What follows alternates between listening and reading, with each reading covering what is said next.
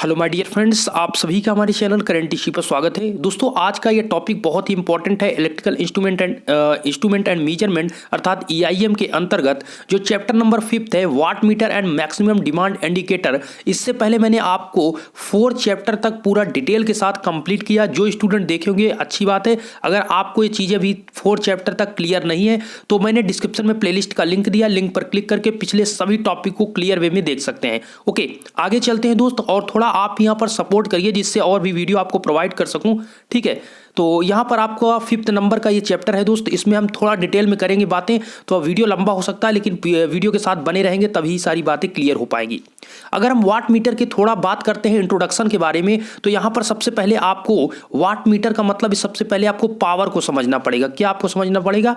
Power. तो power क्या होता है? कार्य करने की दर। ये तो सभी को पता है कि कार्य करने की दर को ही शक्ति कहते हैं, जिससे आप पढ़ते थे दोस्त P बराबर W/T। ये फार्मूला आप पढ़ते थे। P क्या है? पावर है। W क्या है? वर्क है। T है आपका टाइम। तो क्या होगा? वर्क बटे आपका टाइम होगा। वर्क अपॉन टाइम जो होता है वो आपका क्या होता है? पावर होता है। तो वही चीज है कार्य करने की दर। दर क्या होता है? जो टाइम से डिवाइड जब करते हैं तो वही आपका दर होता है। ओके, तो यहां पर कार्य करने की दर को ही शक्ति कहते हैं। लेकिन यहां पर जो आप पढ़ेंगे, ये आप जो पढ़ रहे हैं एसी सप्लाई में जो आप पढ़ेंगे वो चीज यहां पर अलग चीज है। तो यहां पर ये कहा जा रहा है कि जब आप इसमें पावर देखेंगे, अगर इलेक्ट्रिक सप्लाई की बात करेंगे, तब वोल्टेज और करंट और साथ में पावर फैक्टर, जिसे आप हिंदी में शक्ति गुणक बोलते हैं, इनका जो मल्टीप्लिकेशन होता है वो आपका पावर होता है। सुनिएगा, जो P बराबर V इंटू आई होता है, P बराबर V इंटू आई होता है। आपका पहला हमने क्या बताया? P बराबर V इंटू आपका आई होता है। ठीक है, ये किसका होता है? ये डीसी सप्लाई के लिए होता है, P बराबर V इंटू आई। लेकिन एसी सप्लाई की बात करेंगे तो इसके VI के साथ cos फाई का मल्टीप्लाई होता है। क्या होता है? P बराबर आपका होता है VI cos फाई। तो ये किसके लिए बात कर रहे हैं? एसी सप्लाई का फार्मूला है। जो पावर आप निकालते हैं VI बराबर cos फाई, V आपका वोल्टेज, I आपकी करंट, cos फाई आपका क्या है? Power factor. Okay, cos phi आपका है पावर फैक्टर। तो P बराबर VI cos फाई, ये आपको फार्मूला मिला पावर का। ये चीज आपको मेंशन है कि इस शक्ति का मापन वाट मीटर द्वारा किया जाता है, तो इसे शक्ति मापी कहते हैं या वाट मीटर का आपको बताया गया। जो आपका वाट मीटर होता है किसको मीजर करता है? पावर को मीजर करता है। और ये आपके 3 टाइप के होते हैं, अर्थात जो आपके वाट मीटर होते हैं वो आपको देयर आर 3 टाइप्स। पहला आपका एसी टाइप वाट मीटर, दूसरा आपका डीसी टाइप वाट मीटर, और थर्ड आपका एसी या डीसी, मतलब उसमें दोनों आपको देखने को मिलेंगे। तो एसी डीसी, एसी हो सकता है या डीसी होगा, या फिर आपका एसी डीसी दोनों होगा। ये 3 प्रकार के आपको वाट मीटर देखने को मिलेगा। अब चलते हैं यहां पर बात करते हैं टाइप्स ऑफ वाट मीटर में। तो अब यहां पर तो जो बात हुई दोस्त, ये निम्न 3 प्रकार के होते हैं सप्लाई के आधार पर, अर्थात एसी डीसी देखेंगे उसके आधार पर 3 टाइप के होते हैं। अगर हम बात करें यहां पर वाट मीटर के प्रारूप के आधार पर, तो पहला होता है, प्रारूप की अगर बात करें तो पहला होता है आपका डायनमो टाइप वाट मीटर, और दूसरा है इंडक्शन टाइप वाट मीटर, और थर्ड नंबर पर है इलेक्ट्रोस्टैटिक टाइप वाट मीटर। ये साइड में आपको जो लिखा गया है शॉर्ट फॉर्म में नाम लिखा गया है। ठीक है, इसका इंग्लिश वर्जन में आप इस प्रकार से लिखेंगे तो शॉर्ट फॉर्म में से लिख सकते हैं। तो पहला आपका डायनमोमीटर टाइप, ध्यान दीजिएगा, dynamometer type watt meter. Second है आपका induction type watt meter. Third है आपका इलेक्ट्रोस्टैटिक टाइप वाट मीटर। आपके सिलेबस के अंतर्गत जो इंक्लूड किया गया है वो है आपका पहला dynamometer type watt meter. Okay, तो आज डिटेल में हम बात करने वाले हैं डायनमोमीटर टाइप वाट मीटर, जो कि बहुत इंपॉर्टेंट है। यही क्वेश्चन आपके पेपर में मैक्सिमम बार पूछा गया है। उससे पहले आप देख सकते हैं कि डायनमो टाइप जो आपका मीटर है, वाट मीटर है, वो कैसे दिखता है। तो dynamometer type watt meter आप देख सकते हैं इसमें ये प्रकार का है। और अगर जो ऑलरेडी ये चीज़ें पढ़े होंगे, जब हमने आपको पढ़ाया था कि आपकी करंट कॉइल क्या होती है, प्रेशर कॉइल क्या होती है, तो ऑलरेडी आपने चीज़ें देखा होगा कि इसी प्रकार से वहाँ पर भी सर्किट था। यहाँ पर चेंजिंग क्या है, बस यही चीज़ आपको समझना है। देखिए दोस्तों, मैं आपको ये जो आपको फिगर दिख रहा है इसमें मैं आपको बताना चाहूँगा, ये जो आप साइड में ये चीज़ें देख रहे हैं ये दोनों आपकी होती हैं करंट कॉइल। क्या होती हैं? Current coil. और जो ये आपका लगा हुआ है बीच में, इसे बोलते हैं प्रेशर कॉइल या मूविंग कॉइल। मतलब ये दोनों आपकी जो है साइड में ये पैरेलल जो आपके हैं, ये दोनों फिक्स कॉइल होती है जिसमें करंट फ्लो होती है। करंट तो दोनों में होगी, मतलब इसको कहते हैं करंट कॉइल। और ये आपकी क्या होती है? फिक्स होती है। फिक्स कॉइल कहते हैं या करंट कॉइल। जो बीच में आप यहां पर देख रहे हैं, ये आपका, ये जो आप देख रहे हैं, ये आपका मूविंग कॉइल होता है। इसी को आप प्रेशर कॉइल भी बोलते हैं। क्या बोलते हैं? प्रेशर कॉइल या वोल्टेज कॉइल भी बोलते हैं। तो यहां पर अब आपको ये समझना है, यहां से आप इसको सप्लाई इस प्रकार से दे रहे हैं, ओके, और इसमें भी आप सप्लाई इसमें से ऐसे दे रहे हैं। सप्लाई दोनों में यहां पर जा रही है। थोड़ा सा थ्योरी में चलते हैं, उसके बाद चीजों को यहां पर मेंशन करते हैं। और ये जो आपका लगा हुआ है, ये मूविंग कॉइल, इसी के साथ लगा है पॉइंटर, और पॉइंटर के जस्ट ऊपर लगा है स्केल, जिसे कैलिब्रेटेड स्केल, आसांकित पैमाना कहते हैं, ये आपका लगा हुआ है। जैसे इसमें आपका डिफ्लेक्टिंग टार्क होगा, आपका ये मूव करेगा और संकेतक के माध्यम से स्केल पर आपको रीडिंग दर्शाने लगेगा। लेकिन थोड़ा इसके मैकेनिज्म को अंदर के समझना पड़ेगा, कैसे वर्क कर रहा है। चलिए, अब इसकी संरचना की बात करें तो इसमें क्या क्या चीज यूज है, जो हमने अभी बताया कि जो डायनेमोमीटर होता है, जब डायनेमोमीटर टाइप उपयंत्र को वाट मीटर के रूप में यूज किया जाता है, तो इसमें आपकी दो, पहले तो आपको मिलेगा फिक्स कॉइल, जो कि धारा कुंडली के रूप में कार्य करती है। दूसरा आपका होता है मूविंग कॉइल, जो कि वोल्टेज अर्थात यहां पर प्रेशर कॉइल के रूप में काम किया जाता है। तो आपको ये पता चला, जो फिक्स कॉइल है, दोनों आपकी साइड जो लगी हुई थी, वो आपके पैरेलल जो है, ये फिक्स कॉइल है, इसे करंट कॉइल भी कहते हैं, ओके। ये जो आपका यहां पर ये है मूविंग कॉइल। मूविंग कॉइल कौन है दोस्तों? जो बीच में लगा हुआ, जो मूव कर रहा है, उसी को वोल्टेज कॉइल या प्रेशर कॉइल भी बोलते हैं। पॉइंट यहां पर ये आपको बताया गया कि स्थिर कुंडली, जो आपकी फिक्स कॉइल है, उसके परस्पर समांतर स्थापित किया जाता है। अर्थात जो आपकी स्थिर कुंडली, दोनों को समांतर रखा जाएगा। समरूप चुंबकीय क्षेत्र प्राप्त करने के लिए स्थिर कुंडली के इन दो भागों की दूरी एडजस्टमेंट मतलब समंजन किया जाता है। अभी मैं समझा रहा हूं ये इनका कहने का मतलब क्या है। और साथ में चल कुंडली को अधिक वर्तनों की पतली तार से कुंडलित करके स्थिर कुंडली के दो भागों के बीच स्थापित किया जाता है। आप इन बातों को समझिए, अधिक वर्तन की पतली तार को, ओके। आप सुनिएगा, ये हमने क्या बताया, ये आपकी दोनों है फिक्स कॉइल, इसी दोनों को बोलते हैं करंट कॉइल, ठीक है। जो फिक्स कॉइल है उसी को बोलते हैं करंट कॉइल, क्योंकि इसी में आपकी करंट आएगी, इसी से आपका मैग्नेटिक फील्ड बनेगा। तो यहां पर क्या है, ये दोनों को अच्छा पैरेलल क्यों रखा गया है, ध्यान दीजिएगा। ये दोनों आपकी क्या है, यहां पर ये दाब कुंडली यहां पर लिख दिया गया, ये दाब कुंडली आपकी नहीं है, दाब कुंडली ये है बीच वाली, ठीक है। आपकी जो यहां पर ऐसा इनको होना चाहिए कि एरो यहां पर इनको ऐसे दिखाना चाहिए, ठीक है। तो यहां पर आपका ये और ये दोनों आपकी करंट कॉइल है, बीच में ये जो मूव करता है ये आपकी प्रेशर कॉइल है। अच्छा, दोनों को पैरेलल क्यों रखा गया? पैरेलल इसलिए रखा गया जिससे दोनों के बीच आपका एक समान मतलब यूनिफॉर्म एक समान मैग्नेटिक फील्ड बने, एक समान इनके बीच आपका क्या बने, मैग्नेटिक फील्ड बने, जिससे पूरा का पूरा इससे जो आपका ये मूविंग कॉइल है, इससे पूरा का पूरा आपका पड़े, अर्थात मैग्नेटिक फील्ड इससे इंटरेक्शन हो, ठीक है। तो यहां पर मेन पॉइंट ये हुआ कि ये दोनों को पैरेलल इसलिए लगा गया एक समान मैग्नेटिक फील्ड बने। दूसरा पॉइंट यहां पर ये है कि ये अधिक वर्तन का होता है। कौन? जो मूविंग कॉइल है, वो मूविंग कॉइल में जो वायर को लपेटा गया है, इसमें वायर को, तांबे के वायर को जो लपेटा गया वो पतले वायर होते हैं, और साथ में आपके नंबर ऑफ टर्न्स ज्यादा होते हैं। मतलब कॉइल का मतलब आप समझते हैं, ये आपका क्या है, ये नंबर ऑफ टर्न्स ज्यादा है, तो इसका जो होता है वो नंबर ऑफ टर्न्स आपके ज्यादा होते हैं। एन की वैल्यू क्या होती है, जो घुमाव होता है वो ज्यादा होता है, किसमें, मूविंग कॉइल में, अर्थात ये बीच में जो मूव करती है।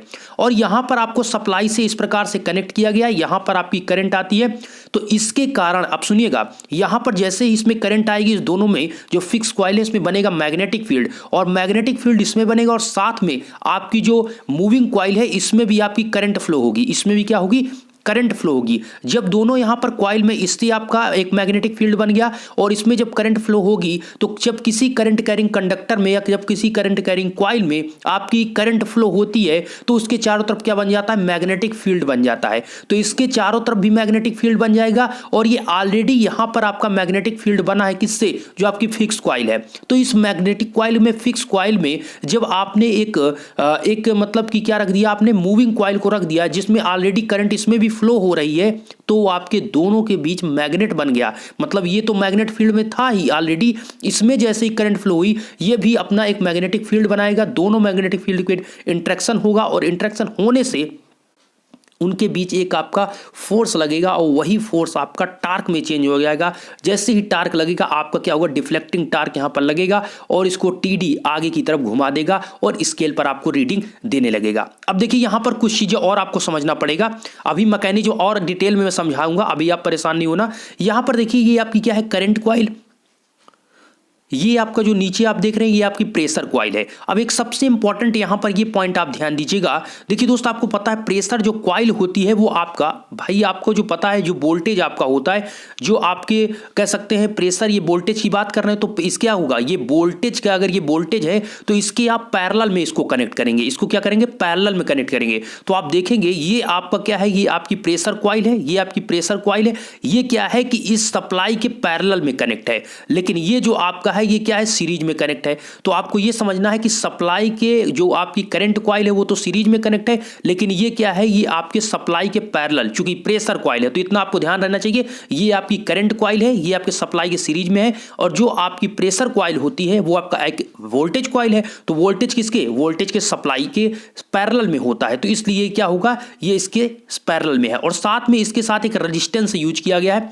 ऐसा क्यों यूज किया ये भी अभी मेंशन करने वाला हूं। तो यहां पर किसको साथ आपको एक रेजिस्टेंस लगाना है, जो प्रेशर कॉइल है उसके साथ एक आपको रेजिस्टेंस भी यहां पर इंक्लूड करना है। तो ये जो टोटल आपका बुना, ये पूरा जो बना आपका, ये एक वाट मीटर आपका कहलाता है। क्या कहलाता है, वाट मीटर। इसमें आपकी करंट कॉइल होती है और आपकी क्या होती है, प्रेशर कॉइल होती है। तो दोनों मिलकर क्या बनाते हैं, वाट मीटर। चूंकि आपको यहां पर पता है फार्मूला P बराबर VI cos फाई, इसमें आपका वोल्टेज भी है और करंट भी है। ठीक है, पावर फैक्टर तो दूसरी बात है, वहां पर आपका वोल्टेज और करंट के बीच जो आपका वहां पर बनेगा एंगल, वही आपका cos फाई को दर्शाएगा। अर्थात cos 0 है तो cos 0 मतलब मैक्सिमम पावर उस कंडीशन में होगा। ठीक है, मतलब दोनों के बीच अगर एंगल यहां पर 0 की बात करें तो cos 0 का मान कितना होता है, 1 होता है। तो यहां पर जो cos फाई की वैल्यू 1 हो जाएगा, तो VI इक्वल टू P बराबर VI जाएगा, जो कि मैक्सिमम पावर होता है। तो मेरा सिंपल सा कहने का मतलब ये है कि आपका एक वाट मीटर है, तो उसके लिए करंट कॉइल और एक वोल्टेज कॉइल से आपका बन गया वाट मीटर। और प्रेशर कॉइल जो आपकी वोल्टेज कॉइल है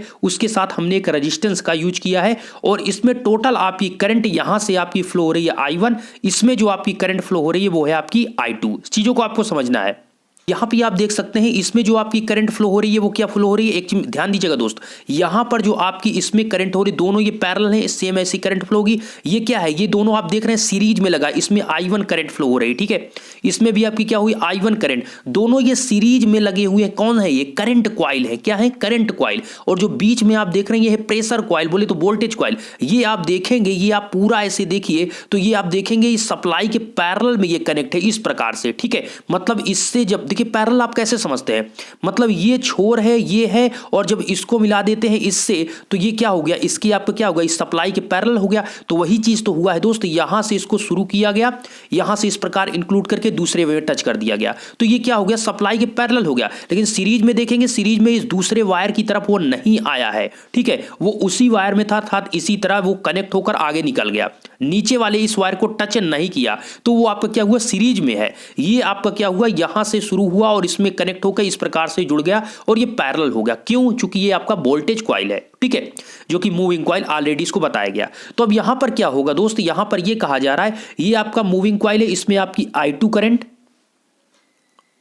और जो आपकी करंट कॉइल है इसमें दोनों में आपकी क्या फ्लो हो रही है, इसमें दोनों में I1 करंट फ्लो हो रही है। तो वही चीज यहां पर मैं आपको दिखा रहा हूं कि आपके इसमें जो करंट फ्लो हो रही है वो I1 है, और इसमें जो करंट फ्लो हो रही है वो आपकी I2 है। ये आपका लोड है और इधर से आपकी सप्लाई आ रही है। ठीक है, अब चलिए वर्किंग को समझ लेते हैं, ज्यादा डिटेल हो रहा है। ठीक है, वर्किंग को अगर समझते हैं तो इसमें ध्यान दीजिए कि स्थिर कुंडली लाइन के श्रेणी क्रम में जुड़े होने के कारण, स्थिर बोले तो फिक्स कॉइल, फिक्स कॉइल बोले तो आपकी करंट कॉइल, तो करंट कॉइल लाइन के सीरीज में जुड़े होने के कारण लाइन धारा I1 वहन करती है। मतलब जो आपकी ये करंट कॉइल है इसमें करंट कितनी फ्लो हो रही है, I1। ओके, अब क्लियर हुआ, या फिर आप यहां पर समझिए ये दोनों आपकी करंट कॉइल है, इसमें जो करंट फ्लो हो रही है वही फिगर दिखाया गया है, वो आपको सर्किट के फॉर्म में, ये आपको इंटरनली आपको दिखाया गया। ठीक है, अंदर का छोर दिखा दिया गया।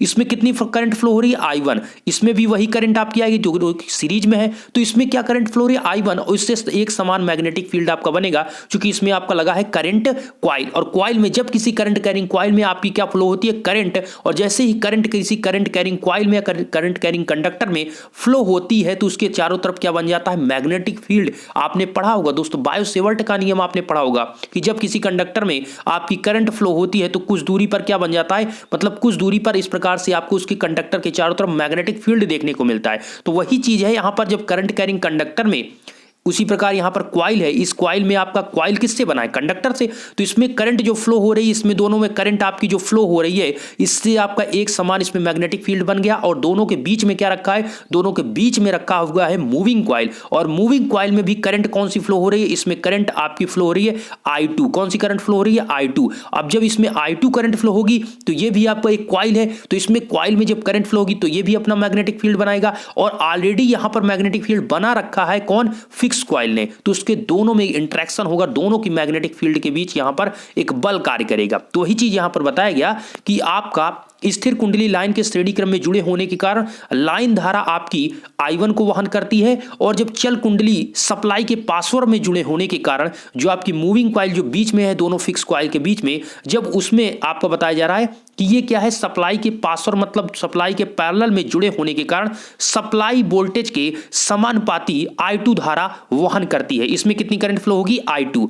स्थिर तथा चल कुंडली के चुंबकीय क्षेत्रों के परस्पर प्रतिक्रिया, ध्यान दीजिएगा, परस्पर प्रतिक्रिया के फलस्वरूप आपका विक्षेपक बल आघूर्ण बोले तो डिफ्लेक्टिंग टार्क आपका प्रोड्यूस होता है। क्या होता है? Deflecting torque. कैसे हुआ? कैसे हुआ? जो फिक्स कॉइल ये आपकी दोनों है, इससे आपका जो मैग्नेटिक फील्ड बना I1 के करंट फ्लो होने से आपने क्या किया? इसमें जब आपने I1 करंट फ्लो किया जो कि सीरीज में है, तो ये आपका अपना अपना मैग्नेटिक फील्ड बनाएगा इस प्रकार दोनों के बीच में। और इसी के बीच में रखा हुआ है करंट कॉइल। कौन रखा है?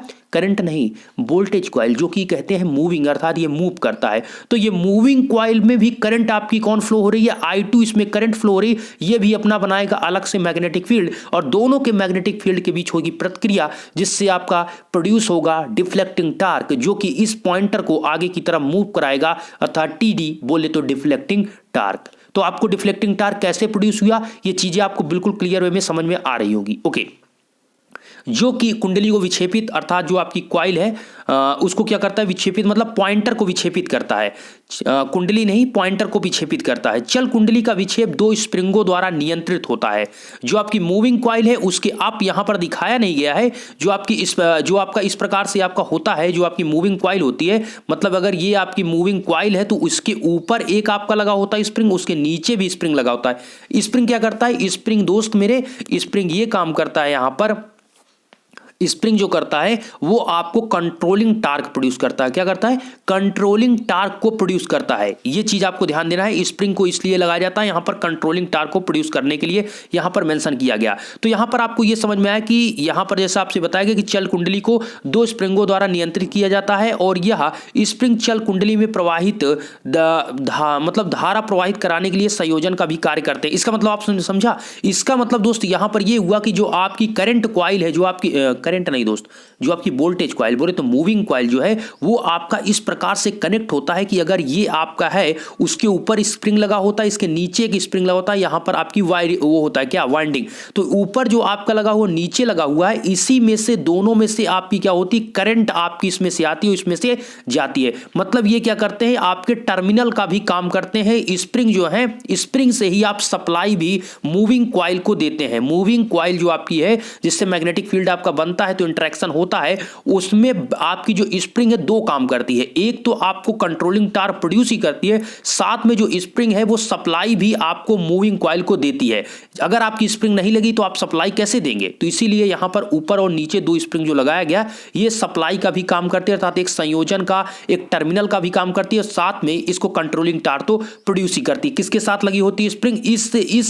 इसके साथ लगी होती है। ठीक है, यहां पर सही से आपको नहीं दिखेगा क्योंकि ये आपका मतलब ये बनाया जो गया है दूसरे आपको मेथड से बनाया गया, मतलब इस प्रकार से आपको यहां पर दिखाया जाएगा कि ये पॉइंटर की जो नीचे आप इस साइड से देख रहे हैं, इस प्रकार से अरेंजमेंट अंदर का पार्ट होता है कि ऊपर एक लगा होता है स्प्रिंग, एक दूसरा नीचे, और इस प्रकार से आपका ये टर्मिनल हो जाता है। ठीक है, सप्लाई जाती है और टर्मिनल। तो यहां पर वही चीज आपसे कहा गया कि यहां पर आपको चल कुंडली के एक साथ में एक संकेतक लगा, अर्थात चल कुंडली जो मूविंग कॉइल है उसके साथ क्या लगा है? पॉइंटर जुड़ा हुआ है, जो कि स्प्रिंग से नियंत्रित रहता है, अर्थात कंट्रोलिंग टार्क। साथ में उपयंत्रों में विक्षेपण बल आघूर्ण शक्ति के समानुपाती होता है, इसलिए विक्षेप शक्ति के समानुपाती होता है और पैमाना समरूप होता है। इसका मतलब क्या हुआ? इसका मतलब ये हुआ जो दोस्त आपका डिफ्लेक्टिंग टार्क है वो आपकी पावर, आपकी कितनी पावर है उसके समानुपाती होता है, इसीलिए जो आपका डिफ्लेक्टिंग टार्क टार्क जब आपका क्या होता है, पावर के समानुपाती होता है, इसी कारण आपका पैमाना समरूप होता है। दोस्तों आपको हमने पढ़ाया था हमने क्या, मूविंग आयरन, हाँ मूविंग आयरन था एक, मूविंग आयरन। अगर मूविंग आयरन की अगर हम बात करें तो मूविंग आयरन में क्या होता था, जो इसमें आपका डिफ्लेक्टिंग टार्क होता था वो क्या होता था, डायरेक्टली किसके था, डिफ्लेक्टिंग टार्क नहीं, जो आपका डिफ्लेक्शन एंगल होता था वो theta is directly proportional I square को होता था, theta is directly proportional I square. ऐसा क्यों, ऐसा यहां पर इसीलिए हो रहा था क्योंकि इसका जो आपका मतलब आई स्क्वायर जब हुआ तो आपका जो मतलब बनेगा, जो पैमाना बनेगा वो असमान बनेगा, वो क्या बनेगा, असमान पैमाना बनेगा। ठीक है, अगर यहीं पर हम बात करें, यहां पर जैसे आपसे बात किया गया कि आपका जो उपयंत्र है वो डिफ्लेक्टिंग टार्क है, वो आपके पावर के समानुपाती है, तो टीडी क्या है, टीडी इज डायरेक्टली किसके है, पावर के। ठीक है, पावर के, तो पावर में कोई स्क्वायर तो है नहीं, इसलिए क्या होता है, ये आपका पैमाना आपका समरूप होता है। ठीक है, और जब आपका पैमाना समरूप का मतलब आप समझ रहे हैं, अगर ये 0 है तो इसके 4 पॉइंट के बाद 1 यहां पर आपको मिलेगा, इसके 4 पॉइंट के बाद 2 यहां मिलेगा, इसके 4 पॉइंट के बाद आपको 3 यहां पर मिलेगा। लेकिन अगर आपका असमरूप है, नॉन लीनियर आपका स्केल है, तो उस कंडीशन में 0 यहां, 1 आपको यहां, फिर 2 आपको यहां, मतलब कोई आपको मतलब एक फिक्स नहीं रहेगा, कितना भी हो सकता है, क्योंकि वो क्या है, आई स्क्वायर के, थीटा आपका आई स्क्वायर के डायरेक्टली प्रोपोर्शनल है इस कंडीशन में। तो यहां पर सबसे पहला आपका आता है कि जो आपकी स्थिर कुंडली है, अब ध्यान दीजिए यहां पर हम डिफ्लेक्टिंग टार्क को प्रोड्यूस कर रहे हैं, कैसे, इन उपयंत्रों में आपकी कुंडली जो है वो वायु क्रोडित है, एयर आपकी कोल्ड है। ठीक है, जो आपकी कुंडलियां यूज कर रहे हैं उपयंत्र में, चाहे आपकी कह सकते हैं जो आपकी मूविंग कॉइल है या फिर फिक्स कॉइल, इसमें यहां पर आपका क्या, फ्लक्स घनत्व आपका उत्पन्न होता है जब आई करंट फ्लो होती है। मेरे दोस्त जो आपकी यहां पर फिक्स कॉइल है, जब इसमें आपकी क्या होगी, करंट फ्लो होगी, तो इससे बनेगा आपका क्या, मैग्नेटिक फ्लक्स बनेगा। क्या बनेगा, मैग्नेटिक फ्लक्स। और फ्लक्स बनने का मतलब यहां पर क्या हो जाएगी, फ्लक्स की डेंसिटी हो जाएगी, फ्लक्स घनत्व आ जाएगा इन दोनों के बीच में। चूंकि ये दोनों क्या है, ये दोनों आपकी फिक्स कॉइल है, जिससे आप करंट कॉइल कह रहे हैं, इसमें करंट फ्लो होगी, तो इनके बीच बन जाएगा क्या, मैग्नेटिक फील्ड, जिसे आप कहेंगे फ्लक्स डेंसिटी। फ्लक्स डेंसिटी किससे आएगा, आपकी करंट से। जितनी ज्यादा आपकी I1 करंट होगी, जितनी ज्यादा I1 करंट का मतलब इसमें आपकी जो फिक्स कॉइल ये दोनों है, इसमें जितनी ज्यादा I1 करंट फ्लो होगी, इसके बीच आपका मैग्नेटिक फ्लक्स आपका उतना ही ज्यादा बनेगा, अर्थात फ्लक्स डेंसिटी उतनी ही आपकी ज्यादा होगी। सिंपल सी बात है, जितनी ज्यादा करंट आप किसी कंडक्टर में फ्लो करेंगे उतना ज्यादा उसके चारों तरफ मैग्नेटिक फील्ड बनेगा। वही चीज यहां पर है, इस कॉइल में जितनी ज्यादा आपकी करंट फ्लो होगी, इसके चारों तरफ आपका क्या बनेगा, इन दोनों के बीच यहां पर मैग्नेटिक फील्ड बनेगा। इसीलिए दोनों को पैरेलल लगाया गया है कि दोनों के बीच आपका एक समान यहां पर मैग्नेटिक फील्ड आपका बने, इन दोनों कॉइल के बीच में, जो कि आपकी क्या है, यह फिक्स कॉइल है, जिसे आप करंट कॉइल भी कहते हैं। तो यहां पर क्या होगा दोस्तों, इसमें जब आपकी I1 करंट फ्लो होगी तो दोनों के बीच फ्लक्स बनेगा, और फ्लक्स से आपका आ जाएगा फ्लक्स डेंसिटी। क्योंकि आपको फार्मूला पता है, फाई बराबर होता है B इंटू ए, फाई बराबर क्या होता है, B इंटू ए, फ्लक्स बराबर फ्लक्स इंटू एरिया, इसीलिए आप B लिखते हैं, तो B बराबर होता है फाई अपॉन ए। देखिए अगर हम फ्लक्स घनत्व तो निकालते हैं या फ्लक्स डेंसिटी अगर हम कहते हैं, तो फ्लक्स को जब हम एरिया से डिवाइड कर देते हैं तो आपका हो जाता है फ्लक्स डेंसिटी। इसी प्रकार से आप पढ़े होंगे दोस्त, धारा घनत्व जिसे हम जे से डिनोट करते हैं, जे बराबर होता है आई अपॉन ए, और एक हमने आपको क्या बताया, फाई बराबर फ्लक्स बराबर, एक मिनट क्या है दोस्त यहां पर, एक मिनट, यहां पर दूसरा आपका है बी बराबर फाई अपॉन ए। मतलब जब एरिया को, करंट को एरिया से डिवाइड करते हैं तो उसे धारा घनत्व कहते हैं, जब आप फ्लक्स को एरिया से डिवाइड करते हैं तो उसे फ्लक्स घनत्व कहते हैं। तो सिंपल सा आपको याद रहना चाहिए, धारा घनत्व आपका क्या है, ये आपका मतलब इलेक्ट्रिक में हुआ और ये आपका मैग्नेटिक में आ गया, तो मैग्नेटिक फॉर्म में कहेंगे तो यहां पर फ्लक्स घनत्व देखेंगे, और इलेक्ट्रिक में जाएंगे तो आप धारा घनत्व देखेंगे। तो धारा घनत्व का फार्मूला होता है G = I अपॉन ए, मतलब करंट को एरिया से डिवाइड कर दिया तो धारा घनत्व हो गया, और जब हम फ्लक्स को एरिया से डिवाइड कर देते हैं तो आपको मिल जाता है B, तो B बराबर फाई अपॉन ए। तो यहां पर B किससे बनेगा, आपकी फ्लक्स से। तो जितनी ज्यादा आपकी पहली करंट फ्लो होगी दोनों में, उससे बनेगा आपका फ्लक्स। तो flux is directly proportional I1, अर्थात जितनी ज्यादा करंट उतनी ज्यादा आपके उनके बीच फ्लक्स, दोनों फिक्स कॉइल के बीच में। ठीक है, चलिए नेक्स्ट पॉइंट। अब यहां पर इसको कांस्टेंट को, इसको जो आपका डायरेक्टली प्रोपोर्शनल है, समानुपाती का चिन्ह है, इसको हटाने के लिए हम यहां पर कांस्टेंट का यूज करेंगे। तो B = K1 और आपका हो गया I1।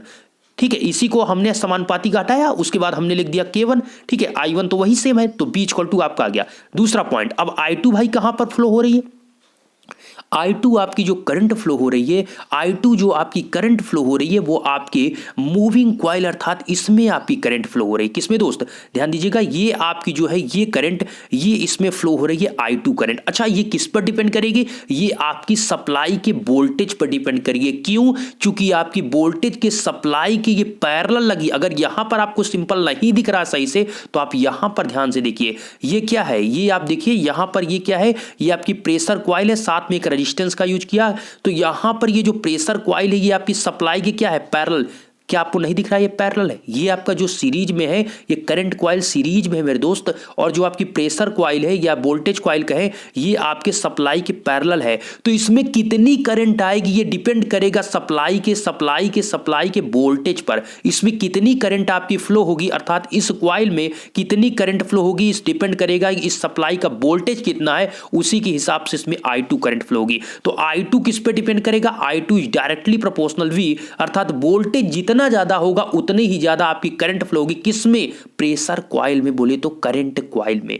तो यहां पर आपका जितना ज्यादा मतलब जो आपका P का मान जितना ज्यादा होगा, मतलब आपके V का मान, किसके, सप्लाई के V का मान जितना होगा, वोल्टेज जितना ज्यादा होगा, उतनी ज्यादा आपके जो आपकी मूविंग कॉइल है उसमें उतनी ही ज्यादा I2 करंट फ्लो होगी। और जब I2 करंट फ्लो होगी, ध्यान दीजिएगा, यहां पर आपका I2 is directly proportional V है। V मतलब क्या है, सप्लाई का वोल्टेज, क्योंकि जो आपकी करंट कॉइल लगी है, जो आपकी मूविंग कॉइल लगी है, जो मूविंग कॉइल वो आपकी सप्लाई के पैरेलल है। तो सप्लाई पे जो वोल्टेज होगा उस पे डिपेंड करेगी। इसीलिए दोस्त यहां पर I2 इज डायरेक्टली प्रोपोर्शनल क्या है, V। तो वोल्टेज पर, किसके वोल्टेज, सप्लाई के वोल्टेज पर I2 डिपेंड करेगी। जितनी ज्यादा I2 करंट होगी, मतलब जितना ज्यादा वोल्टेज होगा सप्लाई का, उतनी ज्यादा करंट होगी। और जो आपका B था, फ्लक्स बन रहा था, फ्लक्स डेंसिटी जो बन रही है उन दोनों के बीच मतलब फ्लक्स डेंसिटी जो आपकी फिक्स कॉइल है उनके बीच किससे बन रही है, वो आपके I1 करंट से।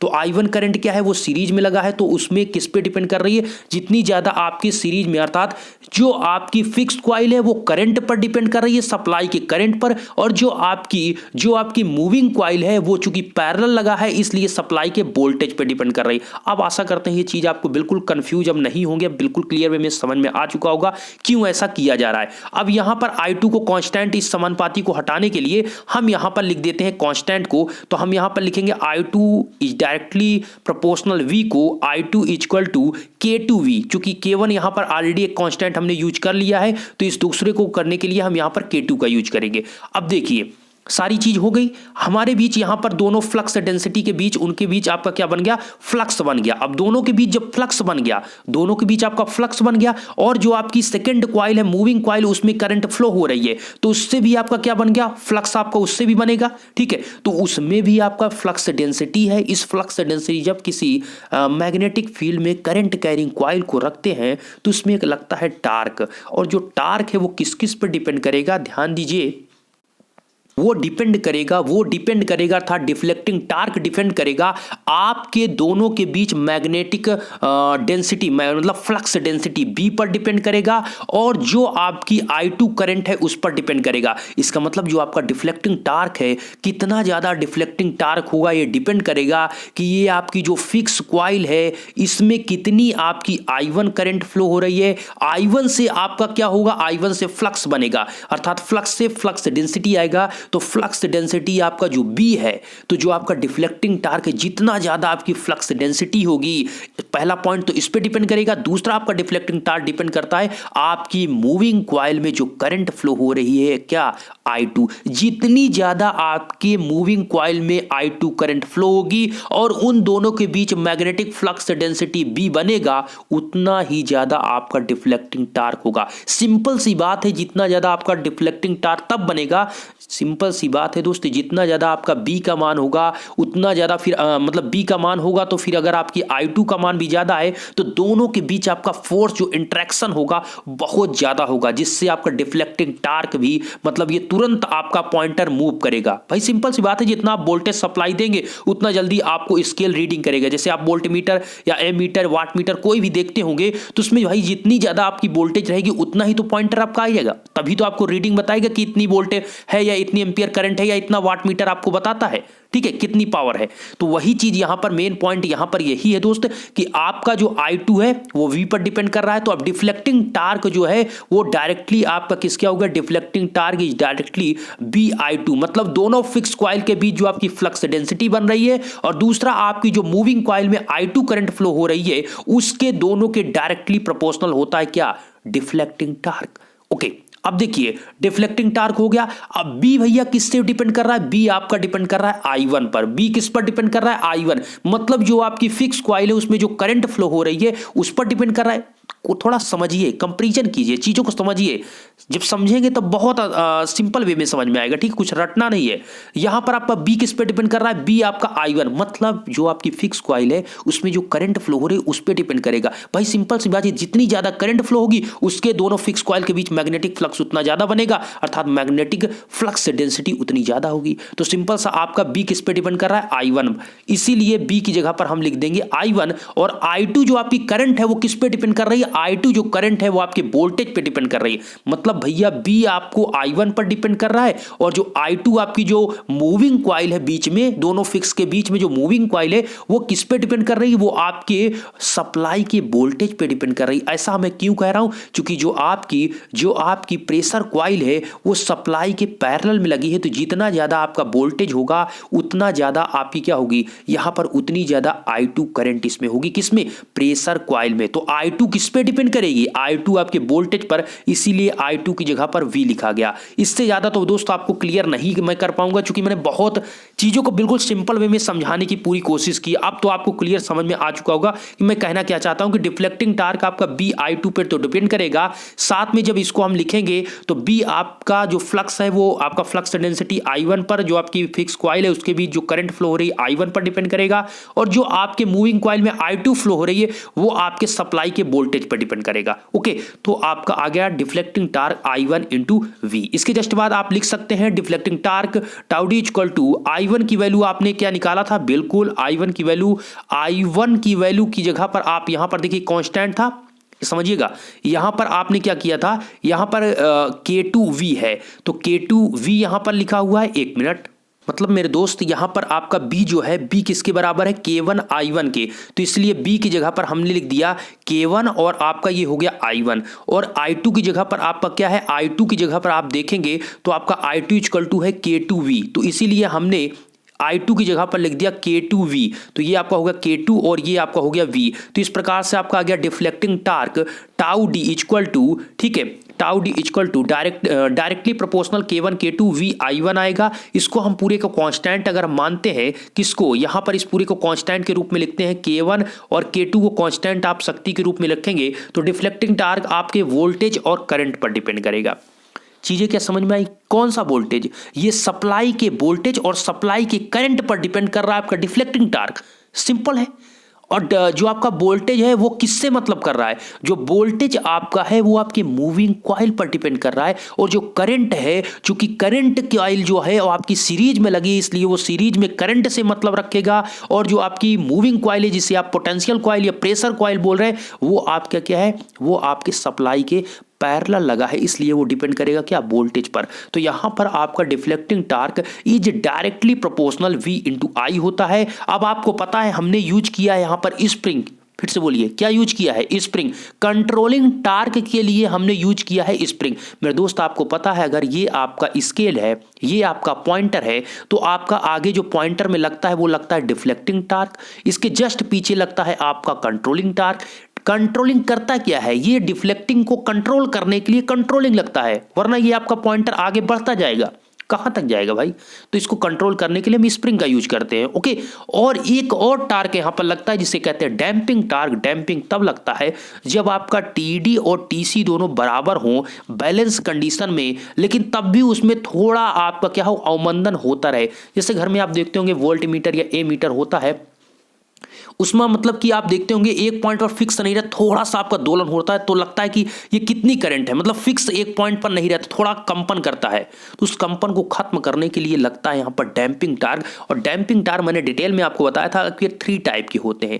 एक आपका एयर फ्रैक्शन होता है, ठीक है, दूसरा आपका फ्लूइड फ्रैक्शन होता है, और तीसरा आपका होता है ईडी करंट फ्रैक्शन या इलेक्ट्रोमैग्नेटिक इंडक्शन फ्रैक्शन से आप उसको मतलब इलेक्ट्रिक ईडी करंट होता है, ईडी करंट से आप उसको खत्म कर सकते हैं। ईडी करंट को आप कैसे प्रोड्यूस होता है, तो आपका होता है इलेक्ट्रोमैग्नेटिक इंडक्शन से। ओके, तो ये 3 टाइप है, एयर, फ्लूइड और ईडी करंट। इससे 3 टाइप से आप डैम्पिंग टार्क को प्रोड्यूस करते हैं अवमंदन को खत्म करने के लिए। लेकिन हम बात कर रहे हैं यहां पर आपका पहले डिफ्लेक्टिंग हुआ, इसको कंट्रोल करने के लिए क्या लगेगा, कंट्रोलिंग टार्क। तो कंट्रोलिंग टार्क क्या होगा, स्प्रिंग से आएगा। तो कंट्रोलिंग टार्क स्प्रिंग के लिए होता है tau C is directly proportional theta. सुन लीजिएगा, टाउ सी मतलब कंट्रोलिंग टार्क भी आपका 2 टाइप का होता है। एक आपका होता है दोस्त स्प्रिंग, और दूसरा होता है आपका क्या, ये आपका क्या है, स्प्रिंग, और दूसरा आपका होता है ग्रेविटी। क्या होता है, ग्रेविटी कंट्रोल।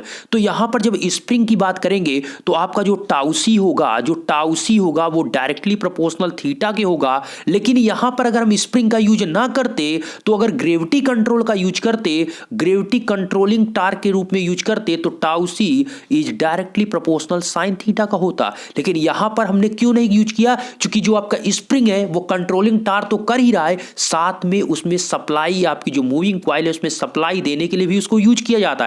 अर्थात आप जो ऊपर से और नीचे से जो सप्लाई दे रहे हैं, दोनों स्प्रिंग अप और डाउन में जो लगी हुई है ऊपर नीचे, वो आपकी मूविंग कॉइल में सप्लाई भी देता है। तो 2 काम कर रहा है, एक कंट्रोलिंग टार्क का भी काम कर रहा है, साथ में आपका एक संयोजन का काम करता है या आपके टर्मिनल का भी काम करता है, जो कि आपका ग्रेविटी कंट्रोल नहीं कर सकता। तो इसलिए यहां पर TC equal to TC directly proportional theta होगा, चूंकि आपने स्प्रिंग का यूज किया है। ठीक है, अगर आपका ग्रेविटी होता तो टाउ सी क्या होता, यहां पर थीटा की जगह पर आपका होता है साइन थीटा होता। क्या होता, साइन थीटा। लेकिन ये आपका स्प्रिंग है, इसलिए tau see directly proportional theta. अब देखिए, जब आपका जो पॉइंटर है आपका इस प्रकार से यहां पर आए, तो आप ध्यान दीजिएगा, यहां पर आपका ये पॉइंटर है, ये आगे लगेगा डिफ्लेक्टिंग, पीछे लगेगा आपका इसके बैक में इसी के विपरीत और इक्वल डायरेक्शन में लगेगा कंट्रोलिंग टार्क। और जब आपका जिस पॉइंट पर आपका स्थिर हो जाएगा, विराम अवस्था में आ जाएगा, वहां पर आपका डिफ्लेक्टिंग और आपके कंट्रोलिंग दोनों हो जाएंगे इक्वल। अर्थात इक्वल का मतलब क्या हुआ कि डिफ्लेक्टिंग टार्क आपका क्या था, डायरेक्टली प्रोपोर्शनल वी आई के था, और जो आपकी कंट्रोलिंग टार्क थी वो आपके थीटा के समानुपाती था। तो यहां पर theta is directly proportional V I होगा, अर्थात जो डिफ्लेक्शन एंगल होगा, जो डिफ्लेक्ट करेगा, वो वोल्टेज और करंट के डायरेक्टली प्रोपोर्शनल होगा। फिर से सुनिएगा, ये आपका क्या भैया, पॉइंटर है, ये आपका पॉइंटर है, आगे लग रहा है डिफ्लेक्टिंग, पीछे लग रहा है कंट्रोलिंग। तो मेरे दोस्त, इसमें जो डिफ्लेक्शन मान लीजिए यहां पर था और यहां से आपका यहां गया, तो थीटा इसमें क्या आ गया, अंतर। तो ये जो थीटा बढ़ रहा है, ये किस पर डिपेंड करेगा, ये डिपेंड करेगा आप में जो आपका इंस्ट्रूमेंट आप यूज कर रहे हैं यहां पर वाट मीटर, उसमें कितनी ज्यादा आपकी वोल्टेज और करंट आ रही है, उस पर डिपेंड करेगा आपका डिफ्लेक्शन। जितना ज्यादा आपकी वोल्टेज और करंट आएगी, उतना ज्यादा डिफ्लेक्शन होगा। तो यहां पर लास्ट में आपको समझ में आया कि थीटा इज डायरेक्टली प्रोपोर्शनल क्या होगा,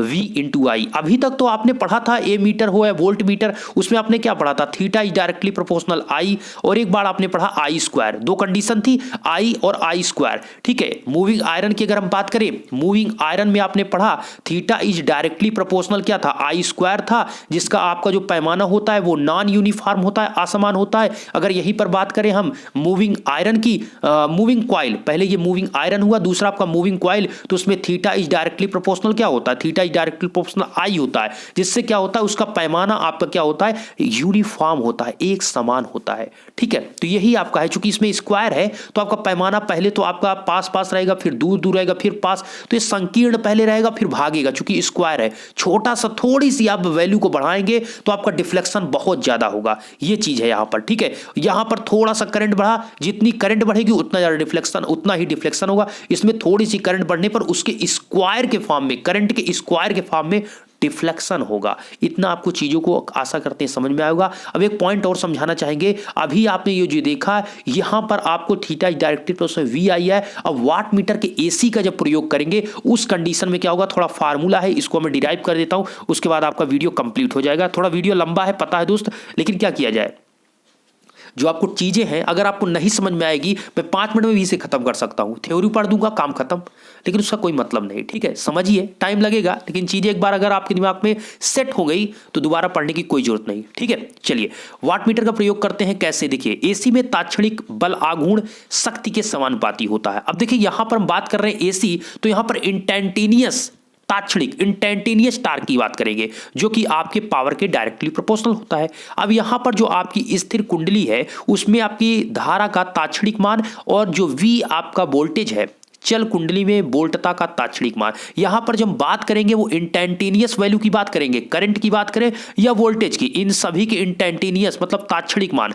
ठीक है, किसी क्षण की बात करते हैं। तो उसी प्रकार जब करंट और आपकी वोल्टेज जब तात्क्षणिक होंगे तो आपका भाई टार्क किससे आ रहा है? आपका टार्क जो आ रहा है वो किससे आ रहा है भाई? टार्क आपका किससे आ रहा है? वोल्टेज और करंट से आ रहा है। जब वोल्टेज और करंट दोनों इंस्टैन्टेनियस वैल्यू देखेंगे तो आपका जो डिफ्लेक्टिंग टार्क होगा वो भी क्या होगा? इंस्टैन्टेनियस होगा। इसीलिए यहां पर आपको लिखा गया तात्क्षणिक बल आघूर्ण tau is directly proportional V I. अब यहां पर आपका वी आई को आप कांस्टेंट जो आपका डायरेक्टली प्रोपोर्शनल है उसको आप जब हटाएंगे, इसको हटाएंगे तो आपका क्या हो जाएगा? कांस्टेंट को हटाएंगे तो आपका के लग जाएगा, के वी आई। ओके, अब यहां पर हम निकालेंगे औसत बल आघूर्ण, औसत डिफ्लेक्टिंग टार्क निकालेंगे। तो औसत डिफ्लेक्टिंग टार्क को आप लिखेंगे tau M D directly proportional V I का औसत। अगर भाई यहां पर हम डिफ्लेक्टिंग टार्क का औसत निकाल रहे हैं तो मतलब ये किसके समानुपाती है? वी आई के। तो वी आई का आप निकालेंगे एवरेज वैल्यू। ठीक है, औसत मान। तो यहां पर वी मैक्सिमम होता है ये आपका अधिकतम मान, आई मैक्सिमम ये धारा का अधिकतम मान, बोले तो मैक्सिमम वैल्यू,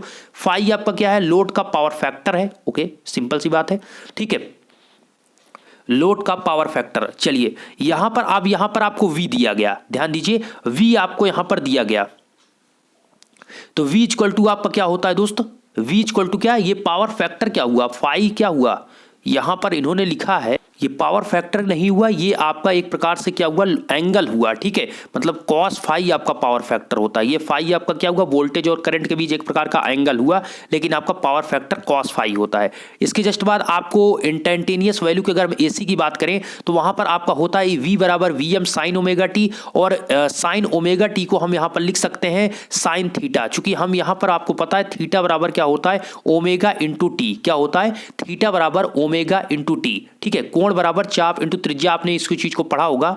मतलब क्या होता है दोस्त? ओमेगा बराबर थीटा अपान टी होता है, मतलब कोणीय वेग बराबर कोणीय वेग बराबर कोणीय दूरी, मतलब आपका फाई हो गया, अपान टी मतलब समय। ये आपका होता है, जैसे चाल बराबर दूरी बटा समय होता है, इसीलिए कोणीय में बात करेंगे। तो यहां पर इस प्रकार आप लिख सकते हैं, थीटा की जगह पर आप क्या लिख सकते हैं? मतलब ओमेगा टी की जगह पर आप थीटा लिख सकते हैं, सिंपल वेस में, कोई दिक्कत नहीं। ये चीजें आपको पता होगी। अब यहां पर वोल्टेज हो गया तो करंट आपका क्या होगा? तो करंट और वोल्टेज के बीच हमारा फाई एंगल का डिफ्लेक्शन यहां पर होगा, मतलब अंतर जो होगा यहां पर, चूंकि कलांतर जब तक नहीं होगा तो चीजें मेंशन नहीं होगी। तो यहां पर आई जो होगा, आई बराबर I M sine omega T minus phi, ये आपका साइन थीटा है, इसमें आपका ओमेगा टी माइनस फाई होगा, तो इसको आप लिख सकते हैं ओमेगा टी की जगह पर आप थीटा। तो इस प्रकार आपका V इक्वल टू आ जाएगा VM साइन थीटा। ओके, और आपका जो आ जाएगा I इक्वल टू हो जाएगा I equal to I am आपका क्या हो जाएगा? साइन थीटा माइनस फाई, ये आपका हो जाएगा। ओके, ये आपका V और I दोनों की वैल्यू आपकी हो जाएगी। इसके बाद आपको औसत विक्षेपण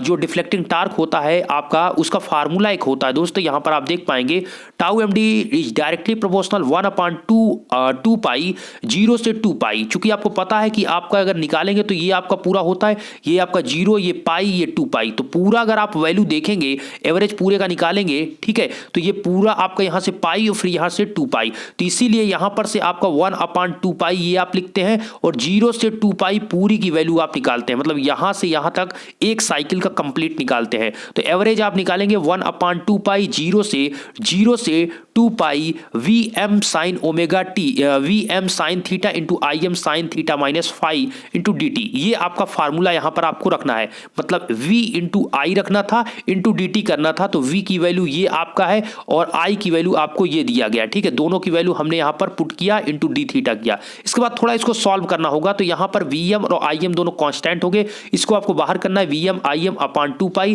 फिर 0 से 2 pi sine theta minus five into D theta. इसके जस्ट बाद आप लिखेंगे sine M D directly proportional V M I M upon 2 pi. इसमें आप क्या कर सकते हैं, इसमें आप ध्यान से अगर आप चीज़ों को देखेंगे तो यहाँ पर आप देखिए दोस्त, ये जो आपका फार्मूला बन रहा है, अगर आप 2 से ऊपर मल्टीप्लाई कर दीजिए, 2 नीचे से मल्टीप्लाई कर दीजिए, इसी में आप 2 से ऊपर मल्टीप्लाई करिए, 2 से नीचे, तो ये आपका बनेगा 2 sine theta into sine theta minus 5 का एक फार्मूला होता है कॉस आपका होगा a प्लस बी। कॉस क्या होगा आपका यहाँ पर a प्लस बी, एक नहीं कॉस a माइनस बी। यहाँ पर क्या होगा sine theta, 2 sine theta into sine theta, आपका जो फार्मूला होता है 2 sine a into sine B का, वो आपका क्या बनेगा, यहाँ पर आपका बनेगा cos theta minus theta plus 5, तो थीटा थीटा कैंसिल हो जाएगा, तो पहला आपको आ जाएगा क्या कॉस 5, पहले यहाँ पर कॉस 5, फिर आपका क्या होता है बीच में आपका होगा माइनस, फिर आपका होता है कॉस, फिर क्या होता है दोनों को प्लस करना होता है, अर्थात कॉस a प्लस बी, तो 2 थीटा माइनस 5,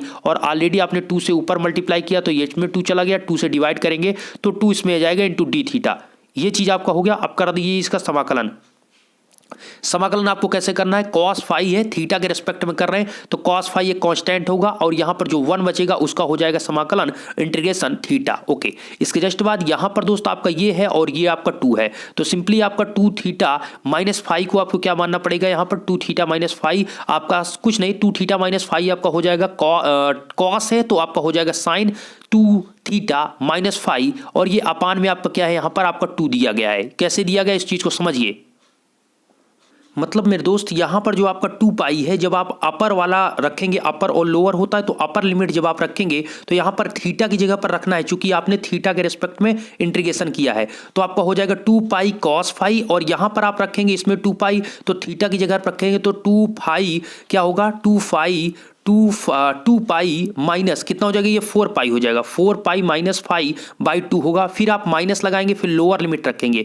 तो जब आप 0 रखेंगे तो ये पूरी वैल्यू क्या हो जाएगी, ये आपका थीटा की जगह पर रखेंगे, ये भी आपका 0 हो जाएगा, यहाँ पर आप रखेंगे तो आपका कितना हो जाएगा कॉस 5 बाई 2। तो कुल मिलाकर इसको आप थोड़ा सॉल्व करेंगे तो आपका कुल मिलाकर सारे पार्ट आपके 0 होंगे, बचेगा यही आपका केवल 2 पाई कॉस 5। अगर आप कैलकुलेशन करना चाहते हैं तो कर सकते हैं, अगर आपका क्वेश्चन आता है तो आप इस प्रकार से आगे भी बढ़ सकते हैं, इसमें कोई दिक्कत नहीं, क्योंकि और पार्ट आपके 0 हो जाएंगे। 2 पाई आपको थीटा की जगह पर रखना है, 2 पाई कॉस 5 बचेगा और ऑलरेडी आपका 0 हो जाएगा। इसके जस्ट बाद यहां पर आपको हो जाएगा वी मैक्सिमम आई मैक्सिमम अपान 2 पाई अपान 4 पाई हो जाएगा, क्योंकि ये जो आपका 2 है, ये आपका जो 2 है इससे आपका यहां पर मिलेगा, ठीक है। यहां पर आपका क्या है दोस्तों 2 पाई कॉस 5, ये 2 आपका आगे आ जाएगा तो इसलिए ये आपका 4 पाई हो जाएगा, ठीक है। इससे आपको यहां पर से एक 2 मिलेगा, ठीक है, इसलिए यहां पर 4 पाई लिखा गया। इसके बाद यहां पर आपका 4 और 2 कैंसिल करेंगे तो नीचे 2 बचेगा, पाई से पाई कैंसिल हो जाएगा, ऊपर ओनली cos 5 बचेगा। यहां पर ऊपर आपका v maximum I maximum 1 2 into cos 5, यहां पर ऊपर आपका v मैक्सिमम आई मैक्सिमम, नीचे 2 को आप √2 में तोड़ सकते हैं इंटू cos 5, दोनों को अलग अलग कर सकते हैं, इसमें कोई दिक्कत नहीं। 2 है उसको √2 ऐसा क्यों लिखा गया, क्योंकि यहां पर आपको पता है यहां पर v मैक्सिमम अपान √2, यहां पर v मैक्सिमम जो होता है वो Vm अपान √2 जो होता है, यहां पर समझिए आई RMS की जो वैल्यू होती है आई RMS बराबर Vm अपान √2 होता है। इसी प्रकार आपकी V की बात करें तो आई V RMS इक्वल टू क्या होता है, एक मिनट दोस्त यहां पर फिर से लिखना पड़ेगा, Im इक्वल टू आपका जो आई RMS होती है उसकी वैल्यू होती है आपकी Im अपान √2, क्या होती है Im अपान √2, ठीक है। और अगर हम बात करें V की तो V RMS वही सेम उसी प्रकार V RMS equal to Vm upon क्या होता है, अपान में √2 होता है, ठीक है। यही चीज यहां पर है तो वही चीज इसे लिखा गया, तो ये क्या है ये RMS में, इसीलिए दोस्तों जो आपका वोल्टेज और करंट होता है ये किस में होता है, ये RMS की वैल्यू बहुत इंपॉर्टेंट है इस चीज को जानना कि जो डिफ्लेक्टिंग टार्क है V और I के cos फाई के समानुपाती है, तो ये वोल्टेज और करंट किस फॉर्म में है भाई, आपकी मैक्सिमम करंट भी होती है, आपकी एवरेज भी होती है, आपका यहां पर जैसे कि हमने बताया RMS हो गया, एवरेज हो गया, ठीक है, मीन भी हो गया, तो ये आपका किस में है, तो ये आपकी आरएमएस के फॉर्म में है। किसके फॉर्म में है? आरएमएस। तो V RMS into I RMS into cos phi, ये यहाँ पर लिखा नहीं है लेकिन किस फॉर्म में ये आपको पता होना चाहिए कि ये वी और आई किस फॉर्म में है? आरएमएस। और वी आरएमएस इक्वल टू क्या होता है? वी आरएमएस इक्वल टू होता है वीएम अपान √2। अगर इसी को करंट में लिखेंगे तो आपकी आई आरएमएस जो वैल्यू होगी वो आपकी होगी आईएम अपान √2 होगी। ठीक है, √2 से डिवाइड करेंगे तो आरएमएस में चेंज हो जाता है। तो सिंपल सा यहां पर आपको मिला डायरेक्टली प्रोपोर्शनल किसके होगा? V I cos phi. तो एसी में क्या हो गया? कॉस फाई का मल्टीप्लाई हो गया। परंतु अगर स्प्रिंग नियंत्रित होने के कारण आपका डिफ्लेक्टिंग टार्क जो होगा थीटा के समानुपाती अर्थात कंट्रोलिंग टार्क मिलेगा, और संकेत अगर विश्राम अवस्था में है तो दोनों क्या होंगे? आपके इक्वल होंगे। इस कंडीशन में लास्ट जो आपका पॉइंट आता है वो आपका जो डिफ्लेक्टिंग टार्क है, जो आपका थीटा है, डिफ्लेक्टिंग क्या डिफ्लेक्शन एंगल जो है वो वी आई कॉस फाई के समानुपाती होगा। किसमें? एसी में। अगर डीसी होता तो केवल वी आई होता, उसमें पावर फैक्टर की कोई बात नहीं की जाती, क्योंकि वहां पर आपका जो आपका फेज डिफरेंस है ऐसी वहां पर कोई बात नहीं होती। ठीक है, उसमें फेज डिफरेंस नहीं होता। तो यहां पर जो है आपका जो आपका मतलब कह सकते हैं डिफ्लेक्शन एंगल है वो एसी सप्लाई के लिए है। Theta is directly proportional V I cos phi. क्या है? V I cos phi. आशा करते हैं वीडियो आपको पसंद आएगा, चीजें समझ में आएगी। अगर वीडियो यहां तक आपने देखा तो वीडियो को लाइक करिए, चैनल पर पहली बार डिप्लोमा के छात्र चैनल को सब्सक्राइब करें। लगातार वीडियो के लिए प्लीज आप कमेंट करके बताइए, और वीडियो यहां तक आपने देखा तो कमेंट में जय हिंद आप जरूर लिखें। धन्यवाद।